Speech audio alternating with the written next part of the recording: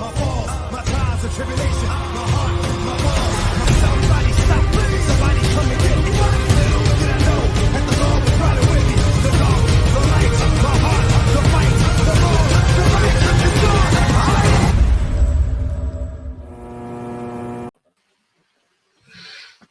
What's going on out there, everybody? This is Samuel Legg here representing Team JVS. Got my man Lucas. We are back for another Lovecraft spoiler review. First, we would like to say thank you guys for watching our spoiler reviews and leaving your amazing comments, and thank you for the likes. All We're except gonna break for down. Tyrone. All except for Tyrone. All except for Tyrone. I am going to choose possibly later to address Mr. Tyrone's comments about me not knowing good storytelling and me not knowing good art.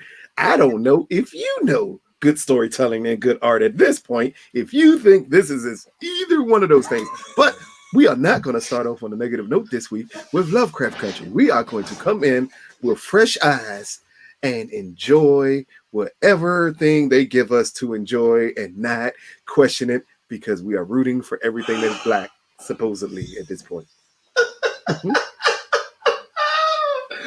Okay, so episode 7 is called I Am. And the very beginnings of this episode, well, I'm saying that back. Let's take a step back.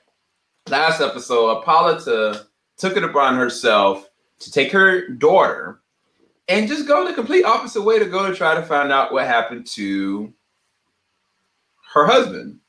And me and Lucas, we questioned, like, why would you put your daughter in harm's way to go all the way back? Mm-hmm. So we find out at the beginning of this episode that she went all the way back to the mansion, and the daughter was like, what are you doing here? She goes, she finds the guidebook, or the burnt pieces of the guidebook that just happen to still be there, even though it's paper. And she knows exactly where to look with no issue, like a whole ass house didn't burn down, but she knows exactly. No. So from that point, she's like, okay, evidently, her family members have lied to her.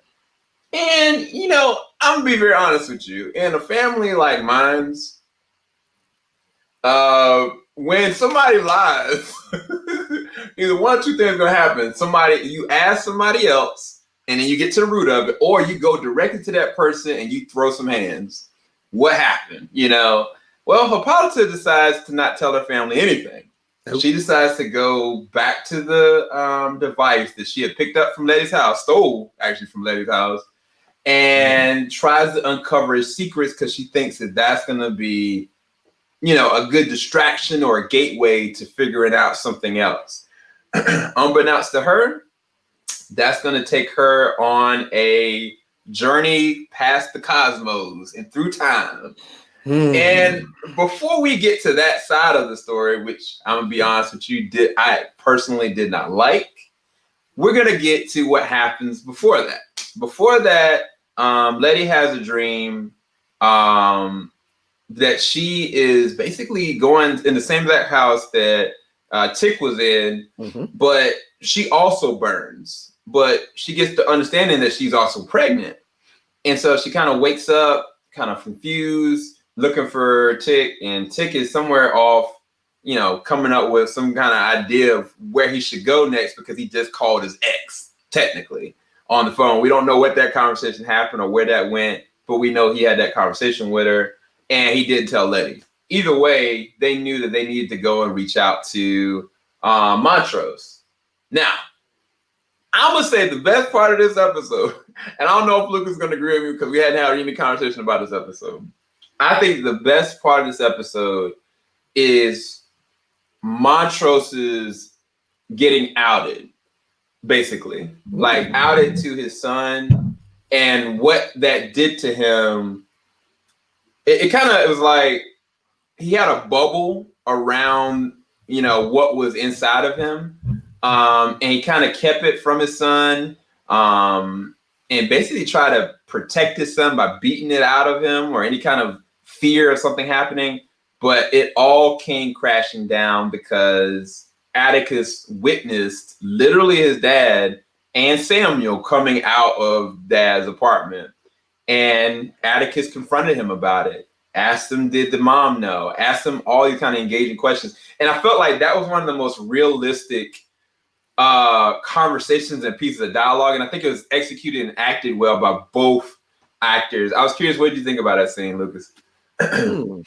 I'm going to disagree with you. That was not it's actually the scene before between Montrose and Samuel in the apartment. The morning after everything, when he gets to stay over for the first time, their interaction then that was heartbreaking at times, as Montrose was trying his best to push Samuel away, and he said, "Why do you always try to do this? What was that? What was the trigger? What was the trigger? He used everything. Did that? He used the breakfast sausage. He used the points that the grits was running. He used it was basically just a character using every excuse in the world to distance himself from his own life. So I don't think you can have the big blow up with him and Atticus without that scene beforehand, because that scene beforehand laid the groundwork of what his issue is. He's trying not to be happy, not to be himself. And even if he has to fight against himself not to be himself, that's what happens. He triggers, he blows up. And because he blew up that way, it led to Tick finding out everything about him, as Samuel has enough of him and decides to leave, and he grabs him. Like, no, I want you to stay, just as Atticus and Letty is right there. Arrive at his apartment. Yeah. But it was something that Samuel said, that because initially they were okay. It was something that was said, and then Montrose started going on the defensive. I cannot remember because of all the crazy. It was about him afterwards. It was about him staying the night over there. Yeah, it was about him staying the night. That's how it started, with about him staying the night, about him letting him stay the night, and then after that, he just started to find things to attempt to complain about, because he had no food. I think Samuel went to go buy breakfast. Something for him to cook, and he was letting him know, like, hey, none of your neighbors. He ran into one of his neighbors at the grocery store, and he was ensuring Montrose, she didn't see me come back in here. Yeah, that's it. That was it. And it's crazy because I don't know why Montrose wouldn't suspect the same exact thing when he went to the party in episode 5 either, because I mean, anybody can walk up in the club and a party. But at that moment, he kind of was just like, he didn't care. He let it, But no, I think at that party, that was a party for just that community, right? So at that point, I don't think it mattered then. He was 100% comfortable because he was around, technically, his people. He's comfortable. It's no one from his outer circle that could be invited or would be invited to a party like that. So it led to him feeling more comfortable. Then in this episode, where it's like someone could find out. Yeah. His worlds are literally colliding together. Yeah. Yes. Man, actually, not even colliding. They're crashing together. Oh, no. At this point, they crash and burn with each other. The moment him and Samuel exit that apartment in that argument, that was it. And it builds up to that, because we kind of see it even before we know Atticus and Letty are coming up the steps. We know someone's going to find out something because of what was going on with him too, and him not wanting Samuel to leave, but him not really accepting Samuel being there. Yeah, so it's a nice, like, it's the best part of the episode before Black is King 2 happens at the second part of this episode. Oh my goodness. And so I think I actually personalized Atticus' situation, because Atticus makes like this slur to his dad. And he was like, his dad like almost got bugged with him, like, don't call me out my name. I'm still. And then that's when and that's when he asked, did mom know? And then when he said that she did, his whole head went back to all this abuse and turmoil that he was going through, and he put everything clicked in his head. It's like, this is all fear. This is all purging. This is all pushing away and pushing me away because of his own circumstance, because of what he had inside that was messed up. Not just that he's an angry, messed up person, but this part of himself that he's closed off. And that sickness bled over to my upbringing. And it was kind of like when he was outside, when Jonathan Majors was outside, it was weird because it was kind of like a parallel moment when he flipped out, at the basement after beating his dad. And like Letty, the first time she tried to, kind of calm him down. This time in her head, she was like, what if I'm pregnant? And I need to distract him. Like she was way more cautious with his circumstance. And she was like, there's nothing in her head. I think it was nothing that she could say that was going to be able to fix what was going on in his heart other than distracting him. And I think realistically, I would probably be going through the same exact thing. Like I wouldn't want to even address it at that point. But he said something to Letty along the lines of, I forget what he said, but it was a really good line. But I love that. I love that part. Was it pertaining to why he was getting the beatings? Yeah. Because it was basically, his thing was his dad saw the softness in Atticus, and he attempted to beat it out of him. Yep. Not understanding the reason why his father wanted to beat it out of him, because his father didn't want him to be him. Yep. And it's one of the realer aspects of this episode for me. Everything else now we are about to go down the interesting road. Now let's get into the actual core of the episode. See, because what we just talked about happens in the first 10 minutes. You still have 40 minutes of Lovecraft Country left. You get The Black is King 2 presented by Lovecraft. You get All Women Are Powerful, spacey things. They don't need nobody but other women. Like, you get everything else for the rest of this episode. And this is good storytelling to you. Okay, Tyrone. This is all for you, buddy. You said you want a good storytelling. I'm guessing this is good storytelling to you. Oh my goodness. So I'm gonna be frank with you guys. Everything that if the scenes that we just described weren't in this episode, this would be my least favorite episode. Period. Like straight up. And the weird thing is, like, when she goes driving along, leaves her daughter behind. Matter of fact, she left her daughter with Ruby. And that joint was weird because I was like, does she even know Ruby like that? Because they've never taken to the time to explain certain relationships to make them make sense. All we know is that she left her with Ruby. Yeah, and we find out that Ruby's got an agenda with William/Christina. And we don't know what the flip that's about. Like, because Christina legit was like, I need you to do this, that, and other. And they left that completely out. But can guess it has something to do with Letty. I'm not allowed to talk about it because it's part of the book, and I refuse to talk about it, even though it's not with even these two fucking characters. Oh, sorry, these two freaking characters. But it is part of the book, and I'm just not allowed to talk about it. But hey, we don't understand this relationship. We don't know that she knows Ruby. She leaves her child with Ruby, but we're assuming it's the 50s. They're black people. All black people know each other back then, especially in small towns like the small town that they're in. So, I mean, that didn't bother me as much as everything else that happens on why she went on this trip. Yeah. So when she leaves, I was kind of like, I think we both watched this separately, of course, but it was kind of like, is she about to go? And it was something about the device itself that I was kind of like, is she about to go through time and she's not going to know it? I actually would have preferred that would have been it. Like if she would have slowly, gradually just started to go forward into the 90s and then to the 2000s and then go past. I would have preferred that to what we got. Because what ended up happening, because I was asking Lucas, I was like, she had this straightaway. She was kind of driving and she saw this like black lady like on a motorcycle, like on a blue motorcycle. I was like, is that what? That doesn't make sense, you know? And then she gets to the auditorium area whatever it is, I don't even know what the heck it is.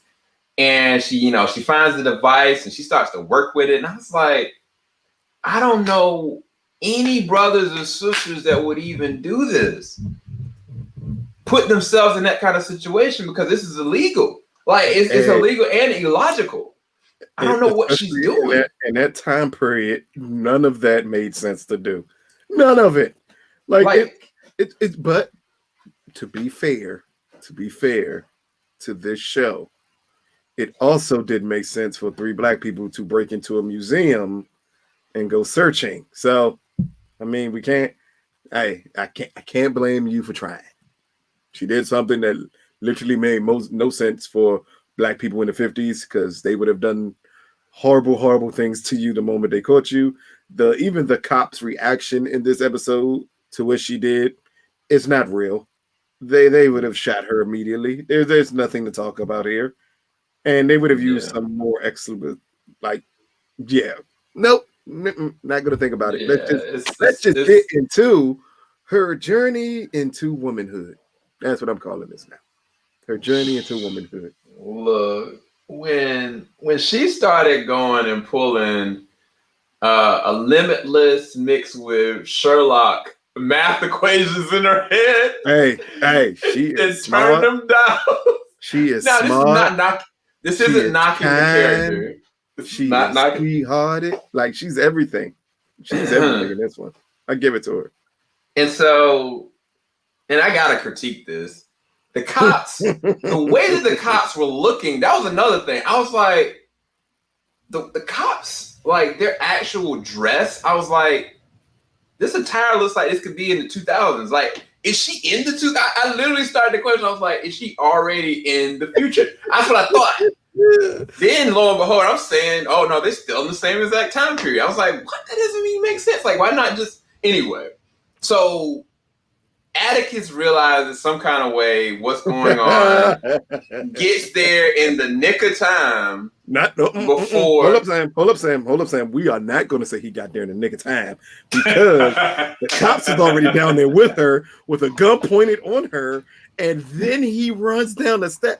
What fake blank is this supposed to be? They'd have shot him before he got to the 3rd step. It's true. Like, come on. Did you? I was a little disturbed when I saw where he was when he yelled her name, and him gingerly go down the steps towards the cop, and the cop didn't react to it. I'm like, I had to stop you right there when you said in the nick of time. He did not get in. He got there like 3 seconds too late and still managed to save the day. It's very weird. It was very unrealistically stupid, because the reality is, like, she shouldn't have been down there, he shouldn't have been down there, and the cops, I don't even know what the cops were talking about. The cops were like, was he saying like there was the doc down there like working on the device or something like that? I was like, what are they talking about? What are they doing there? You know what I'm saying? Like, at least for them, you can understand that as possibly being a setup. That's all it is. That's a good setup to possibly a different character and more explanation to what the machine does. Again, I know what the machine does, but I'm not going to say it because I'm not allowed to mention the book no more. But all I'm going to say this, and I am sorry if I'm going to offend somebody with the language I'm about to use just this one time. They shot niggas in the 50s. How the hell did everybody get shot in this episode? Makes no goddamn sense to me. They shot niggas in the 50s. They shoot niggas in 2020. You think in the 1950s you could just be in a territory that's only meant for white people and everybody not die? It makes no sense. No sense at all. Yeah. I had to get that out. I mean, it was stuck. I had to get it out. I'm sorry. No, I mean, he's not wrong, you guys. I even question when Letty in the 3rd episode got picked up in the paddy wagon, got picked up by the police. Them police weren't going to just sit there and knock her around to get information. Letty would have ended up without an eye or a limb or, worse. the moment she ended up in the police car, she would have had to have been thinking, I'm not gonna make it back to my home. Yes, that's real rap from that era. That's the reality. And the show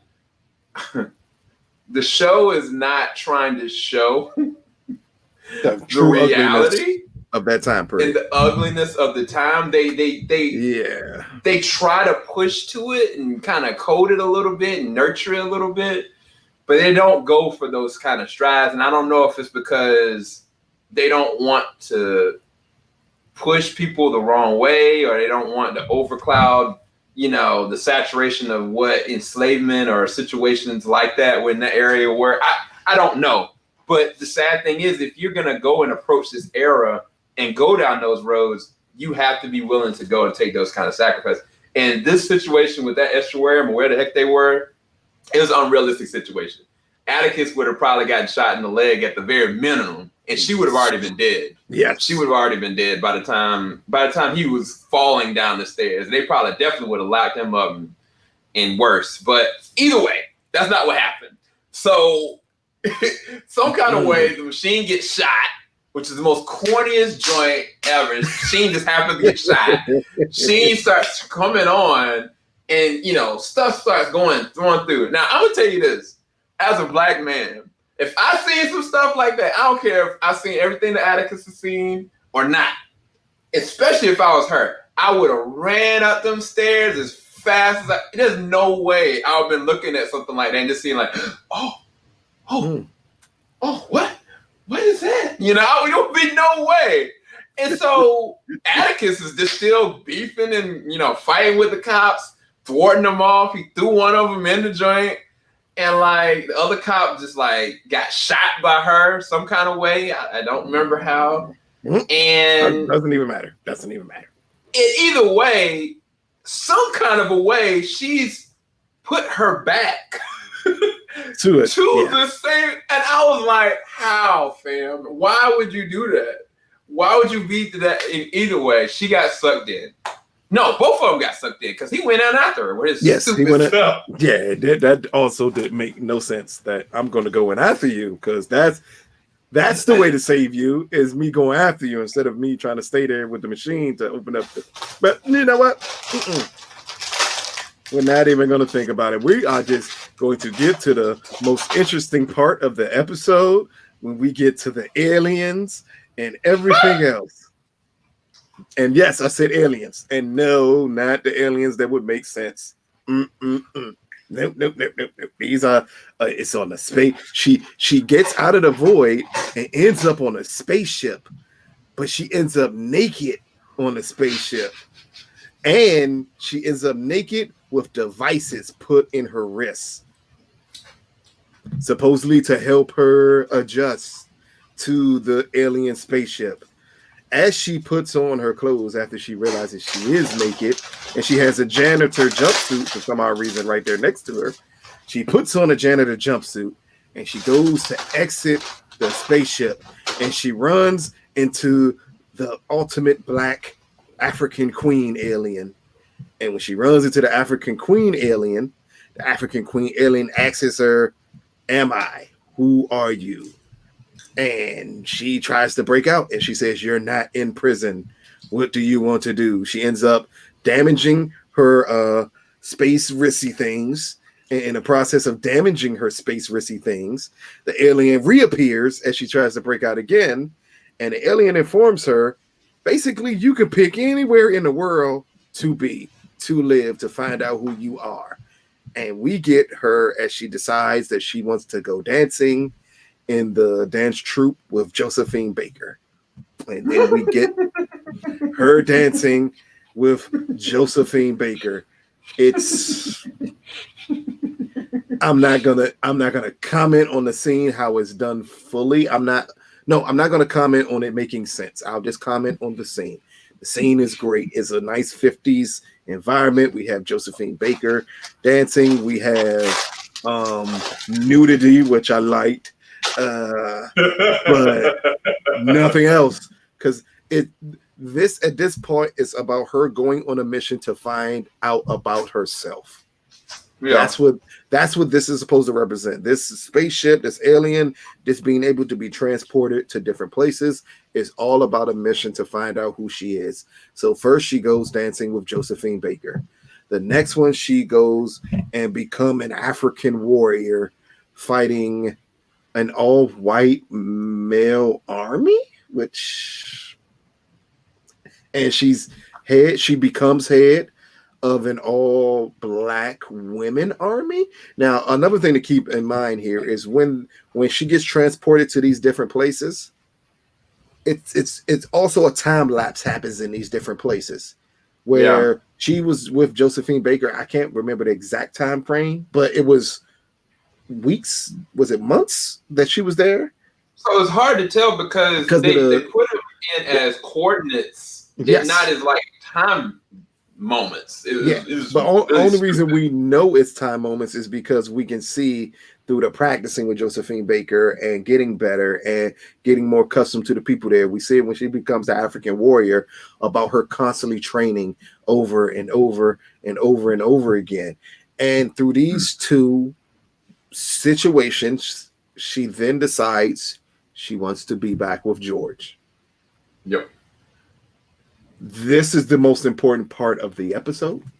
This is the most important part of her silliness in this episode, is this time that she spends with George. It felt like, and I don't know if it felt like this for you, Sam, but it felt like for me, in the scenes with her and George, it was her letting go of George. Mm-hmm. It felt like she was finally coming to her own and realizing, because she thought she wanted to be his wife, but she wanted to be her own person. And that George was complicit in her minimizing herself to being just his wife. Yeah. Yeah, he was enabling her to be exactly what, he needed her to be. Not what he was trying to provoke her to be, but what he needed her to be foundationally for the family. Mm-hmm. And as far as the different era pieces, like, the time period where she was doing the dancing was like, her allowing herself to be free, not being tied down by kids or him or anybody else. Mm-hmm. The time frame is her being a warrior, showing what her capability is, not just mentally, but physically, what she's capable of doing. Mm-hmm. Her being a leader, her being able to be physical, her being able to be cold, but also precise. And then, like you said, the very last part was her accepting that she really never really needed George. He needed her more than she needed him, and her kind of letting that part go. And then at that point, she creates a. That's why I stopped at her realizing that she was letting go of George. I stopped there for a reason, because not gonna explain this next set of alien shit that happens in this show. That makes no sense. So I'm gonna say, before we even get there, when she first gets transported to whatever planet she was on, okay, my head went to like a iconic moment in, I guess, the Watchmen movie, when Silk Spectre gets transported to Mars randomly. She's there, and the first thing that happens is she's like she can't breathe, right? But your girl, Hippolyta, is just like freely breathing. And she's so smart, but she's not even guessing, like, yo, how am I breathing right now? Like, she's not even thinking about it, right? Then you got this random alien just kind of walking from this ship, doesn't have a face or anything like that. And I was like, she about to get got. She about to get probed or whatever the heck. And, then they transport to the ship. Now, one of the things Lucas left out is that purposely, the look of this alien. Mm-hmm. That's why I said I left it out purposely. This alien had a black face and this huge head and this huge fro. And I was like, what in the world? Now, okay, I'm gonna say this. I talked to Lucas before this. I blocked out all this. I'm literally unraveling all this as we're talking right now, okay? But to be fair, I personally think this entire time, I don't think she went to any of these places. I don't think she went to none of it. Matter of fact, I think that the main actress slash dancer, I think, was the alien. I think that, the person that was training her was the alien. And I think that at the end, that was George. I think that was the alien. I don't think I think that was something that the alien was conditionally getting stuff out of her to get her to the point that we get to. That's just my personal theory. And I don't necessarily think that's necessarily a positive. I'm just picking the episode apart as a critic. Now, when she says to George, you know what I'd really like for us to do? And I was like, what is this Lost in Space foolishness? These men go and put on, oh my God, they put on these space suits from the 50s. She colors her hair different colors. They go on just walking around. You got aliens kind of walking around in the planet. I swear they copyrighted that joint from this game called Among Us. And them aliens look just like them freaking characters that hopefully y'all, HBO, y'all don't get. I hope y'all got some permission for that, because they look just like, either way, it just looked cheesy. It looked dumb. And I was like, okay, maybe they're just trying to go off of like, this is what her imagination will be. But even then, why would you imagine it like that? Now, I guess to be fair, the little girl's comic book, her character's hair had that same blue hair. Yeah, I think, right? That again, I'm not allowed to comment because that pays attention to the book, and I'm gonna act like the book doesn't exist anymore. But yes, that and that comic book plays a highly important part to the foolishness that happens in this episode. Yeah, so I'm gonna do something really off kilt with this one, you guys. I'm gonna get Lucas to break down this part of the episode as far as what it should have been, because for me, he's trying to get me shot. That's what that is. He's trying to get me shot. For me, this because at the end of the episode, oh my God, I'm not going to describe what the message was because I might get in trouble for saying it. But I'm just going to describe. I'm not going for it. I'm just going to say that the alien got her to the resolution of, you've done all this. Now, who are you? And, that's why you get the title.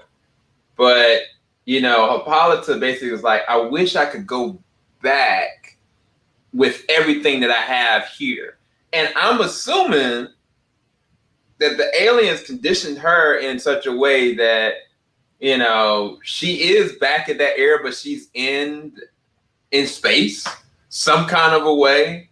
Don't really understand why or how, what the alien's purpose behind all this is. Mm-hmm. It's just a whole bunch of foolishness. I'm sorry. The second and third act for this, for me, I didn't like it. I really couldn't vibe with it. It didn't make any sense.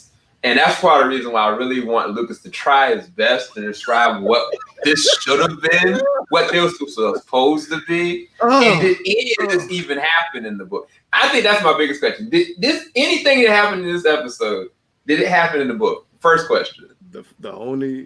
Yes, she gets the machine. The machine is given to her by Letty in the book.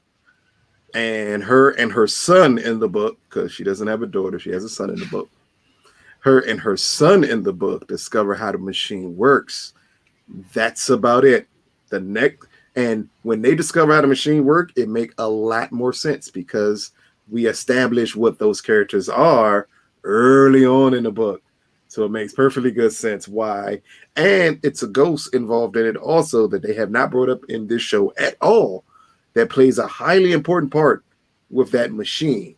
And that it's a lot of things that play a more important role. The only other part of go ahead. Oh, wait. Mm-hmm. Okay, so you're messing me up now. Because one, again, I described She stole the freaking device from Letty. Yeah. Two, in the book, she's given the device by Letty. Two, she's pushing her daughter to the side. She's not involving her at all. Like it would have made more sense if she did involve, because they both are grieving over the same man.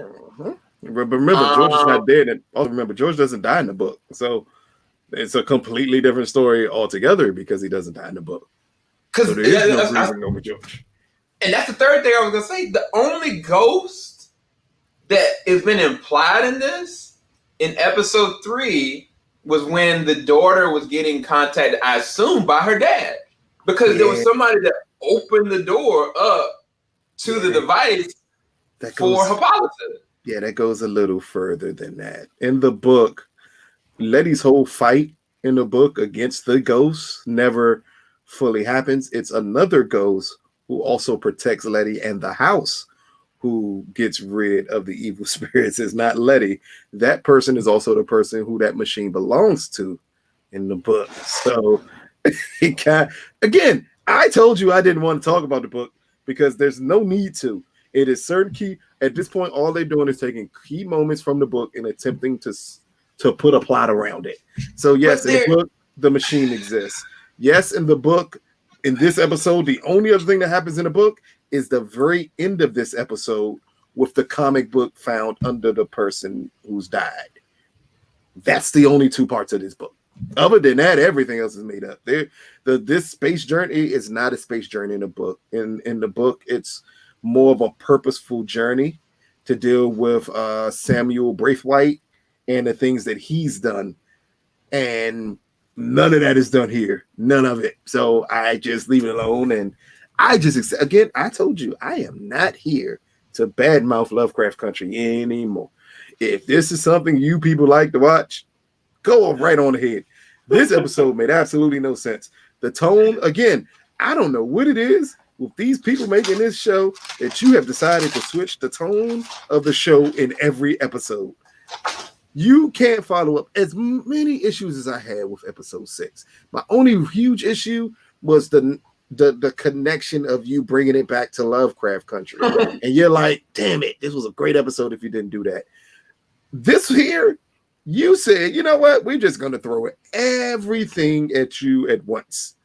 And it just doesn't flow well. That's the biggest issue.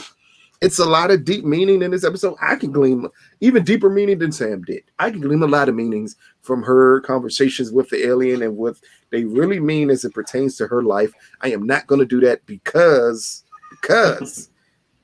it's not worth it. You have done nothing to make me care about this character, and that's the biggest issue. I didn't care in this whole episode if she died.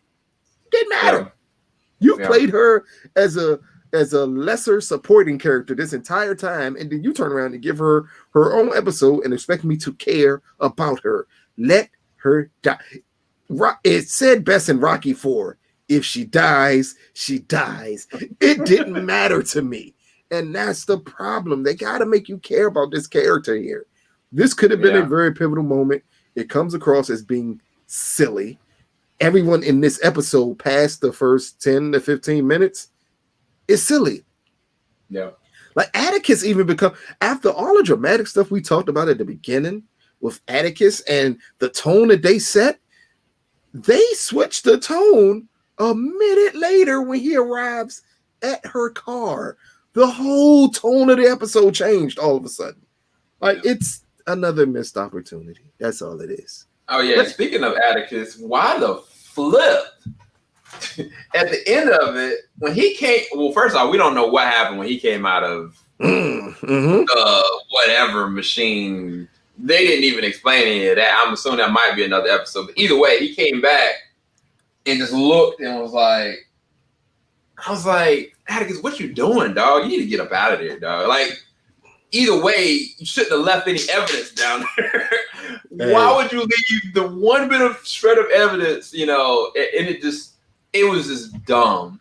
It was so dumb that I was kind of like, I can't really vibe with this.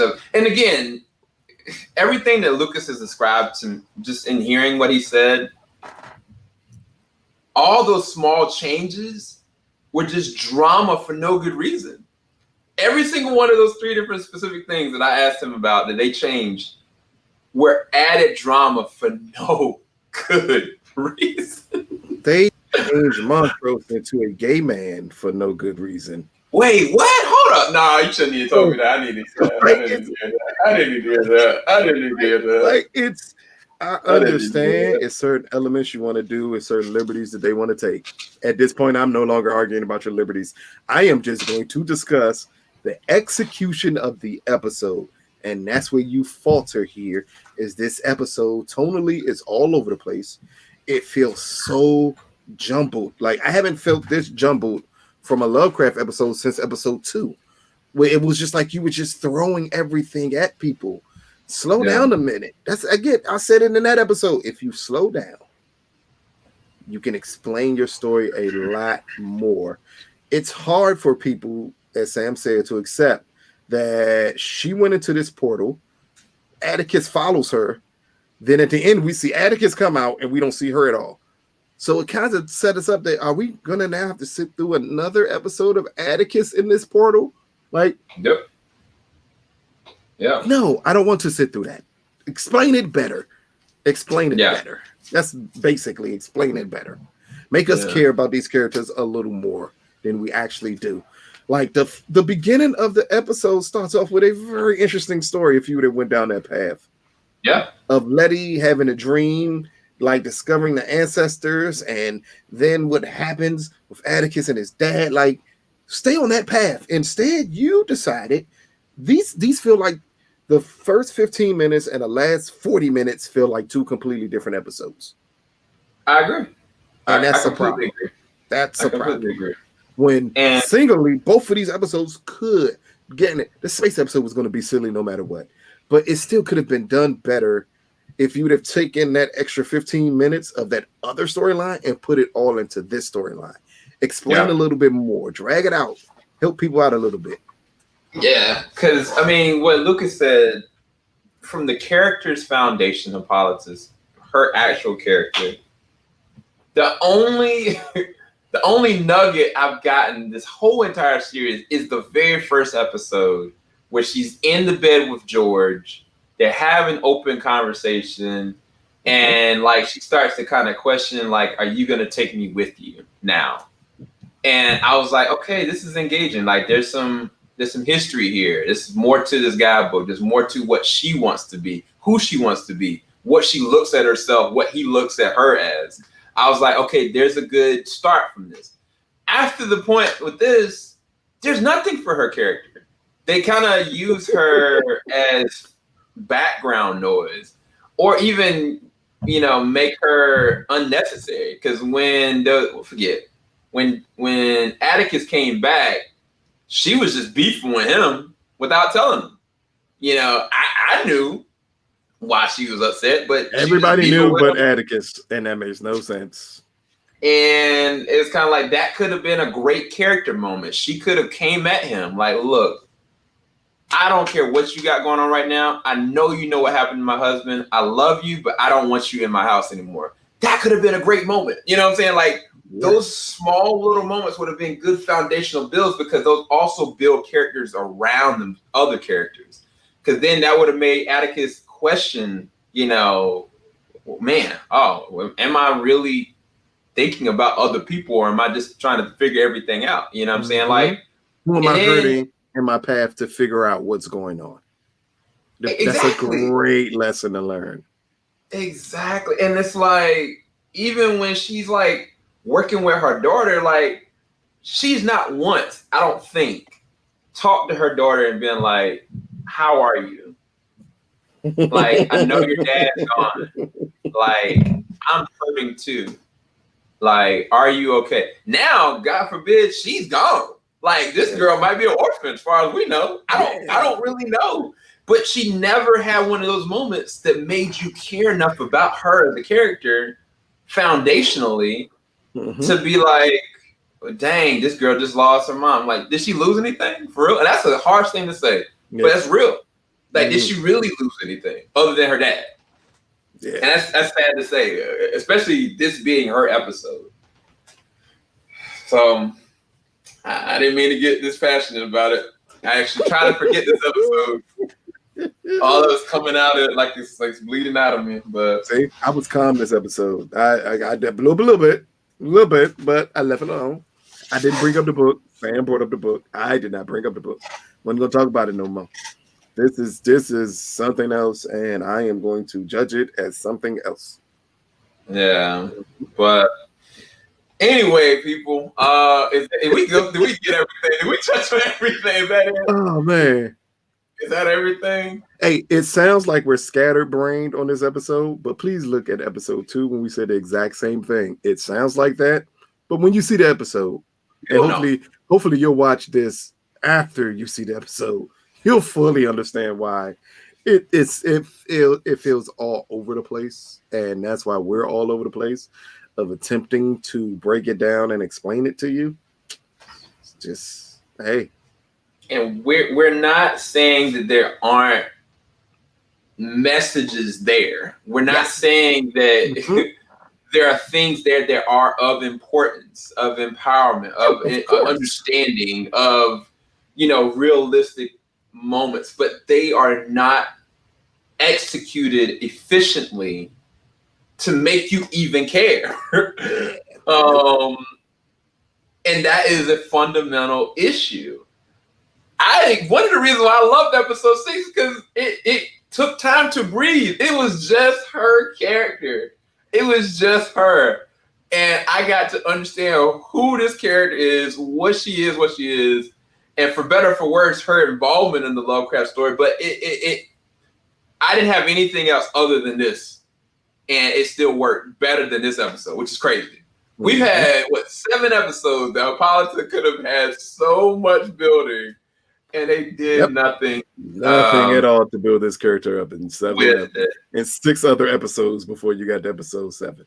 Yeah, who would you say has got the best development out of all the characters? I think that's a good little icebreaker to close this out. Out of all the characters in Lovecraft, who do you think's got the best foundational character development? I think I know what you're gonna say, but I'm curious. What was the character in the last episode? There you go. No one else does.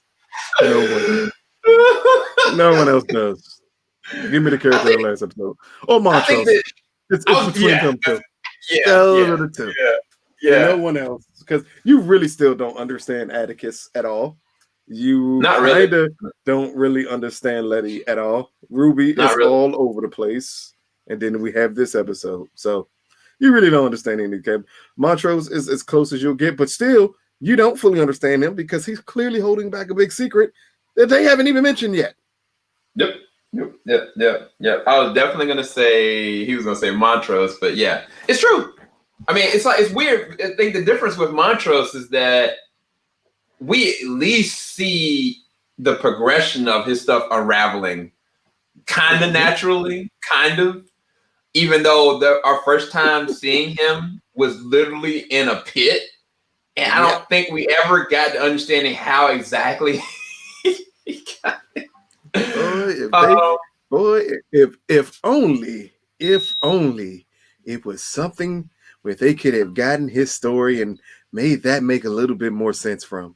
I mean, if only they had something that they could have used to make that make a little bit more sense to people. I feel like this is all a book. Nope. We ain't talking about. I refuse to talk about the book anymore. I'm just saying. Just imagine if you had with source material to make some of these characters better. Just imagine if that existed, man. So this is our longest discussion, and I really didn't want to spend this much time on this, but I guess we needed to purge our feelings and emotions of this so we can just literally forget it. I know it sounds harsh. Sam wanted to do that. I could have did a Jarrell reaction and just said, "This beat sucks," and ended it right there and been perfectly fine. I could have been perfectly fine doing that. So this is what we do for you guys. Hopefully you guys do appreciate it. Make sure you go down to the description bar below, check out Lucas's Twitter information, go and check that out. And if you have any questions for him, let us know. And Tyrone, please show some love next time. Y'all have a blessed one. Keep it alive. JBS, we ain't gonna stop. Peace, guys.